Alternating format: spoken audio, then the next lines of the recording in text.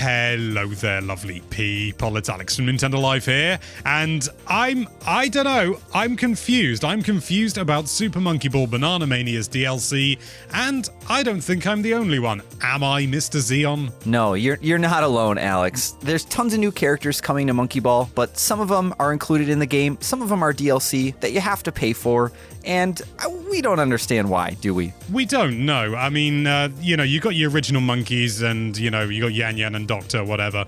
And there's various packs like classic skins for monkeys, but there are also unlockable characters that aren't paid for, like Sonic and Tails and Beat and Kazuma. They're all just unlockable in the game, which is pretty cool. But then, yes, as we said before, there's DLC, and these DLC packs, we've known about 4 of them for some time. Things like, as I said, classic skins for monkeys, a customization pack, which seems really weak in my opinion, classic soundtrack, and a Legends pack, which gives you a Game Gear, Saturn, and Dreamcast, all as characters.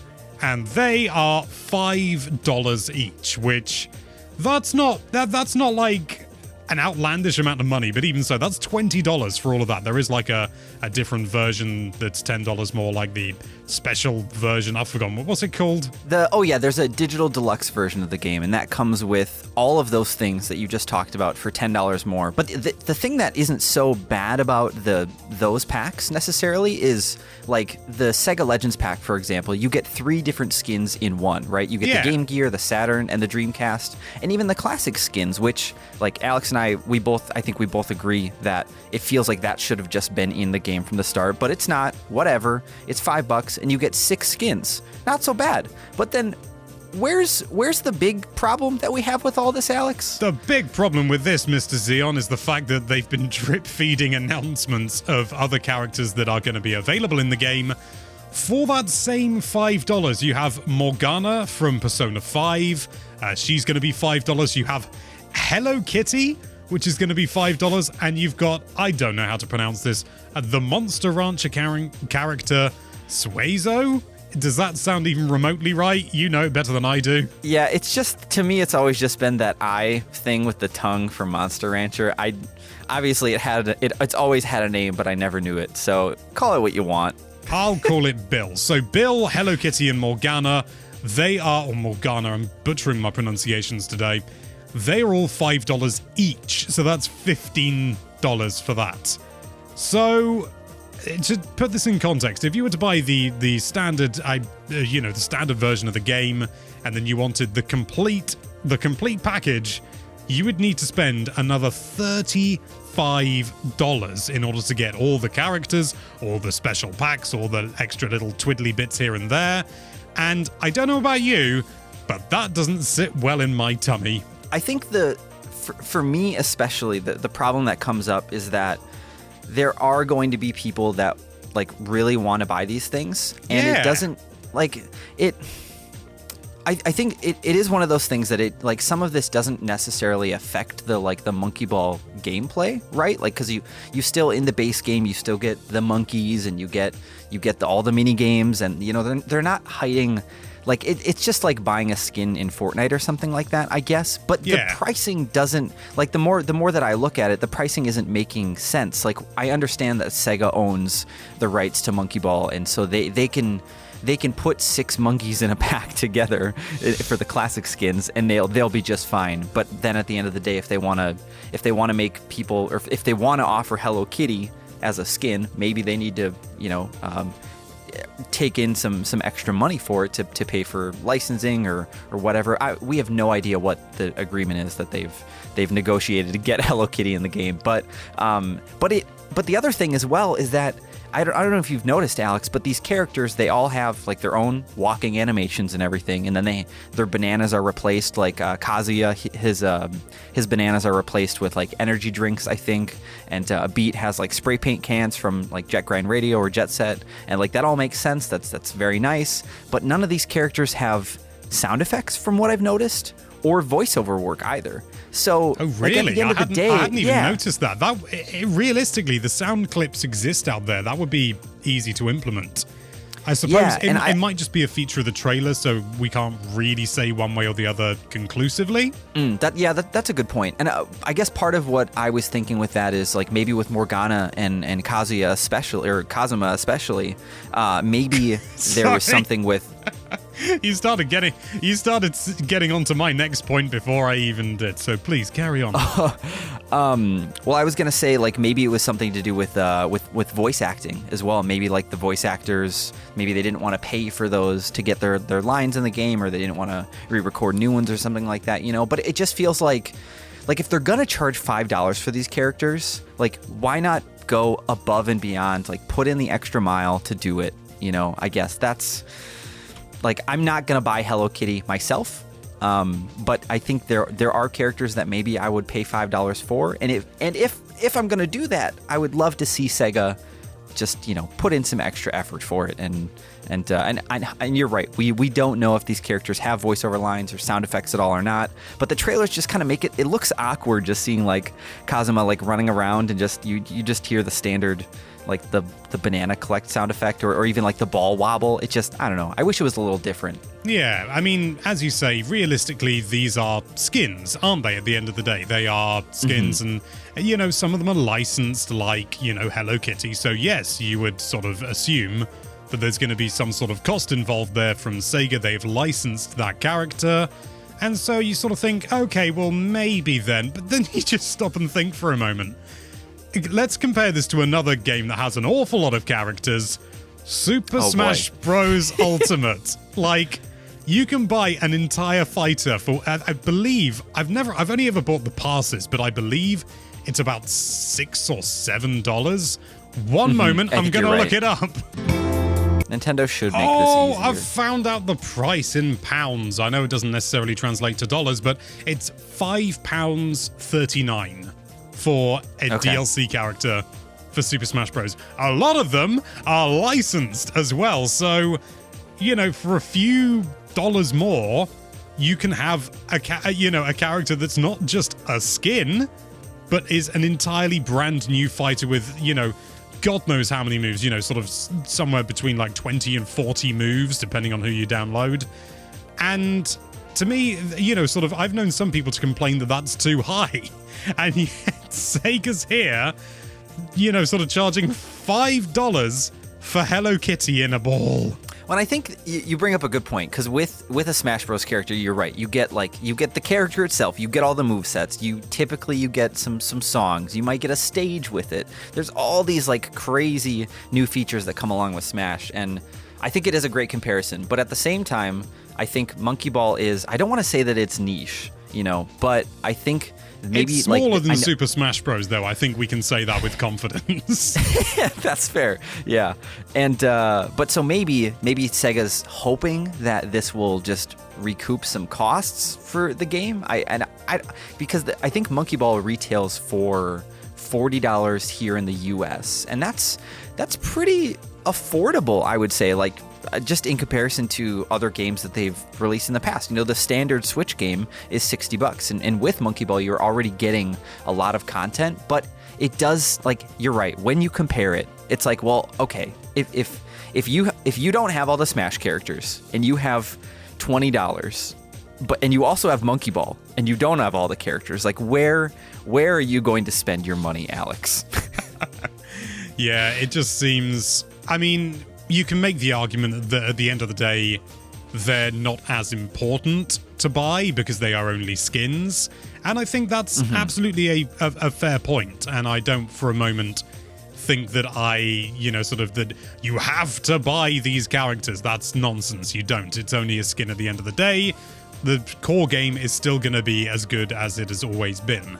But I think it's just, for me, it's that they have the audacity to would you want to run around with a slightly different, graphical change with your character in a ball?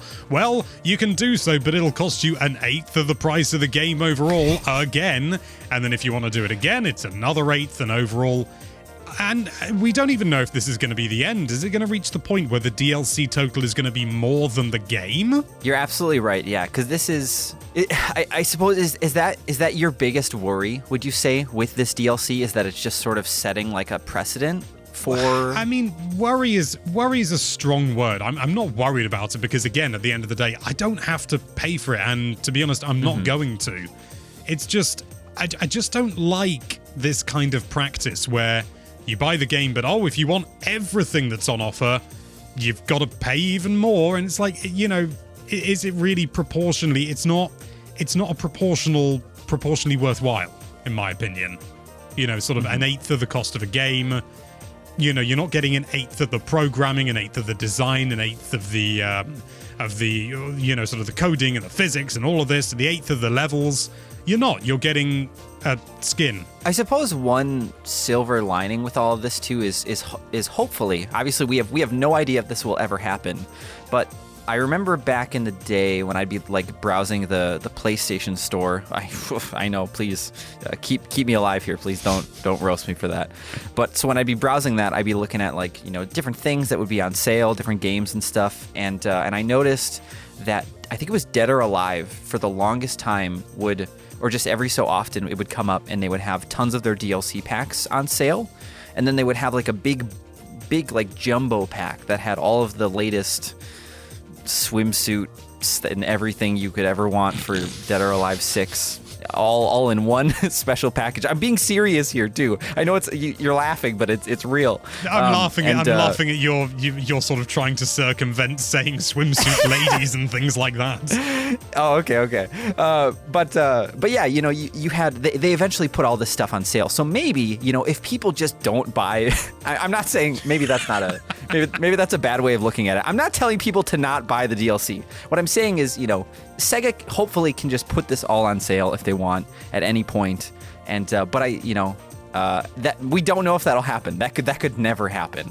But if somebody's out there, like you, Alex, that maybe you want to have the full Monkey Ball experience. You have some friends come over because Monkey Ball's a huge party game. Yeah. You don't want one of your buddies to come over and be like, you don't have the Hello Kitty DLC? I can't play this. I can't play with you tonight. I couldn't live with myself. My social standing would drop several grades lower, and it's already incredibly low. Yeah, you plebeian Monkey Ball player? Come on. Plebeian? Did I use that right? Is plebeian. Oh, plebeian. Wow.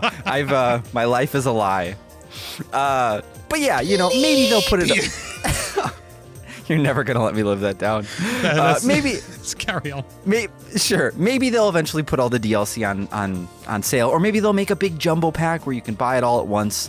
But you're absolutely right. The fact of the matter is, $5 for one character right now is kind of off-putting, isn't it? It is, yeah. And as I've said time and time again, this isn't a big deal when it comes to actually enjoying the game. It's not, because you can just buy the game and not run around as Hello Kitty. And in fact, that is what I'm going to do. But I just don't like this practice of, sort of drip feeding small little bits of data. It's horse armor all over again.